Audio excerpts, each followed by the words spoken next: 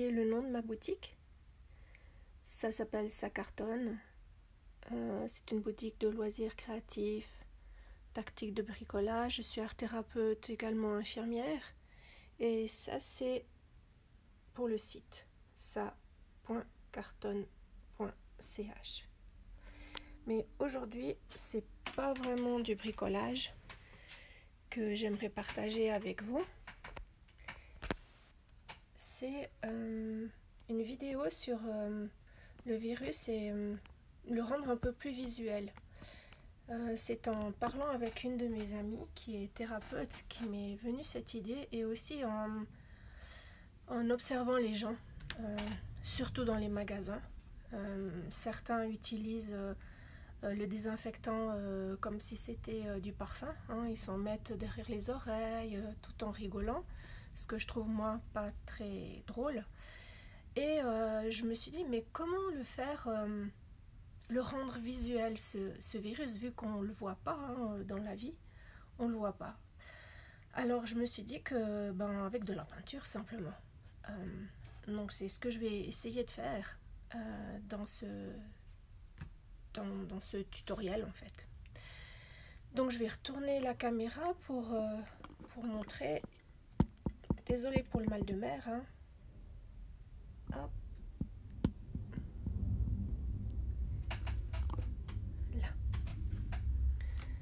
Donc là, bien sûr, j'ai un désinfectant, hein, qui se trouve à l'entrée du magasin. Et je me désinfecte les mains. Alors, je ne vais pas vous montrer ici comment vous désinfectez les mains. Vous allez trouver beaucoup de tutoriels. C'est pas ça que je voulais vous montrer, mais plutôt le virus en couleur. Donc, ok, donc je me suis désinfecté les mains. Super, je peux aller faire mes courses. Admettons que je sois quelqu'un de... Je suis porteuse saine. Et donc, ça veut dire que j'ai le virus et donc je peux le transmettre. Mais je ne le sais pas puisque je n'ai pas de symptômes. Et donc je rentre dans le magasin, et puis à un moment donné, malheureusement, j'éternue, et j'éternue dans mes mains.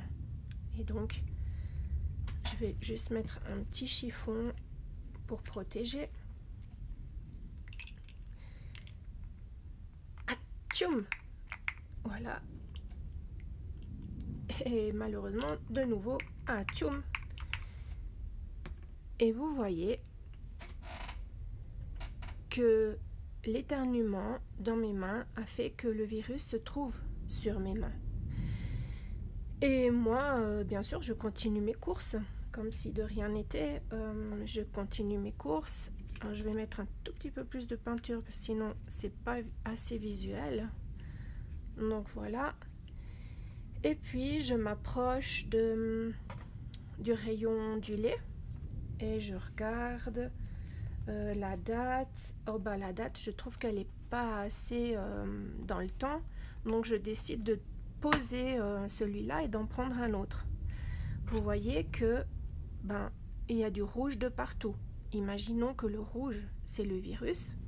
Vous allez le déposer sur la brique de lait que quelqu'un d'autre va choisir de la prendre et de la transporter chez lui. Après, je veux aller acheter ce genre de choses. Pareil, non, je change d'idée. Et ce que j'ai vu en allant faire les courses, souvent, c'est que les gens choisissent, c'est légitime, mais peut-être pas en ce temps-ci, de choisir vraiment les fruits et les légumes.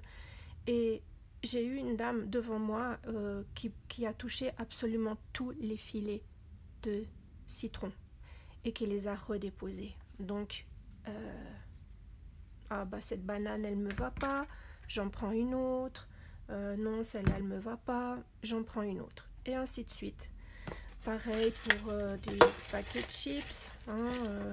Alors, imaginons que je veux en donner une ou deux à mes copains. Je vais prendre dans le paquet. Et puis, ok, j'en donne à mes amis. Voilà ce que ça donne. Ça donne des chips colorés au virus. Là, j'ai fini mes courses. Ok. Donc je vais donner, je vais payer hein, à la dame qui est à la caisse et je décide de payer avec de la monnaie. Voilà, gentille dame, je vous donne la monnaie pour toutes ces courses. Ces monnaies-là vont partir dans d'autres porte-monnaies dans la caisse de la caissière. Donc ça va continuer de transmettre. Maintenant j'ai fini mes courses et j'ai recommencé à travailler, donc je pars à mon bureau. Et donc j'écris avec mon crayon. Voilà, mon crayon est aussi coloré que mes mains, donc aussi plein de particules du coronavirus. Et peut-être que mon voisin, mon collègue en a besoin, ainsi que des ciseaux. Peut-être qu'il aura besoin des ciseaux. Et voilà. Donc mes ciseaux sont bien colorés.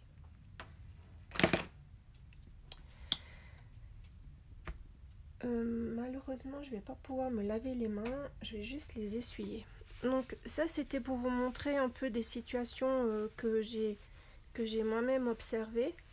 Je dis pas que les gens étaient malades dans le magasin, mais c'est vrai qu'en ce temps-ci, on fait attention, en tout cas moi, et je suis un peu à regarder, à bien me désinfecter les mains à chaque instant, et surtout ne pas toucher à tous les aliments, à tous les paquets, pour préserver le plus de population possible.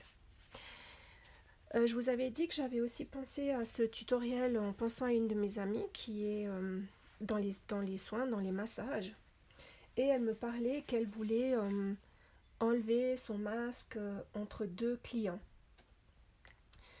Donc je vais vous montrer. Donc là j'ai choisi un client aussi qui ne sait pas qu'il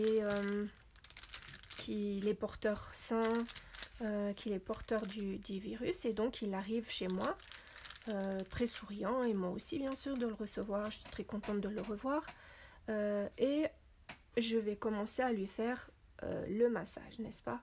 Mais avant ça, évidemment, je me suis désinfecté les mains, lui aussi, mais imaginons que ça c'est tout son corps, et que pour faire un massage, on déshabille généralement les personnes. Enfin, les personnes se déshabillent toutes seules, mais elles sont nues sur une table de massage. Et donc, on va imaginer que c'est tout un corps. Il est un peu crispé, mon personnage. Vous pouvez voir qu'il a les poings serrés. Il est un peu crispé, là, de reprendre les massages. Alors, je vais tourner la caméra. Ok. Là. Et puis, bien sûr, on doit se protéger, donc on doit mettre un masque. Donc je vais mettre un masque, et j'avais promis que si je refaisais le tutoriel, je mettrais un masque avec des licornes, ils sont un peu magiques. Voilà, et donc je l'ajuste bien. Ça, c'est pas la technique pour mettre un masque, c'est pas ça que je voulais vous montrer. Donc je vais faire le massage à cette personne. Et puis souvenez-vous, mon ami voulait changer de masque entre chaque client. Alors je lui ai dit surtout fais pas ça. Si tu enlèves ton masque, il va falloir que tu le changes. À chaque fois, tu vas changer de masque si tu décides de l'enlever entre chaque client. Et elle ne comprenait pas bien pourquoi. Et c'est pour ça aussi que j'ai décidé de faire ce tuto, parce que je vais vous montrer qu'est-ce qui se passe quand on change de masque. Donc voilà, j'ai fait le massage à mon client porteur sain du coronavirus. Et voilà qu'il est parti, et je vais enlever le masque. Donc je l'enlève, ok, et je le pose sur la table en attendant le prochain client. Entre temps, je me serai bien sûr désinfecté les mains. Alors généralement, avant d'enlever un masque, on se désinfecte les mains, mais j'ai aussi remarqué que souvent on ne le fait pas, surtout pour les gens qui sont pas du métier et qui vont probablement dans les magasins avec des masques qui, s'ils sont mal utilisés comme de cette façon que je vais vous montrer, ça sert à rien. Donc, le prochain client arrive et puis je remets mon masque. Donc le même qu'avant, hein. Vous voyez qu'il a déjà changé d'apparence. Il a des taches qui symbolisent le virus. Je l'ajuste bien sur mon nez et je continue de masser la nouvelle personne qui est arrivée, qui, elle, n'a pas le coronavirus, ni des symptômes, ni rien du tout. Cette personne part et puis j'enlève de nouveau mon masque. Qu'est-ce qui s'est passé? Vous voyez que j'ai des taches rouges et donc des taches de coronavirus. Donc surtout quand vous mettez des masques, gardez-les le plus longtemps possible. Si c'est des masques en tissu, il semblerait qu'on peut les garder pendant 4 heures. Si c'est des autres masques, selon les masques, renseignez-vous auprès des professionnels pour savoir combien de temps ils peuvent durer. Mais surtout, les enlevez pas, les remettez pas, les enlever, les remettre. Parce que voilà ce qui se passe. Voilà, ça vient un peu tout rouge. Voilà, c'est ce que je voulais vous montrer simplement et partager avec vous tous. Donc, bonne journée et prenez soin de vous. Au revoir.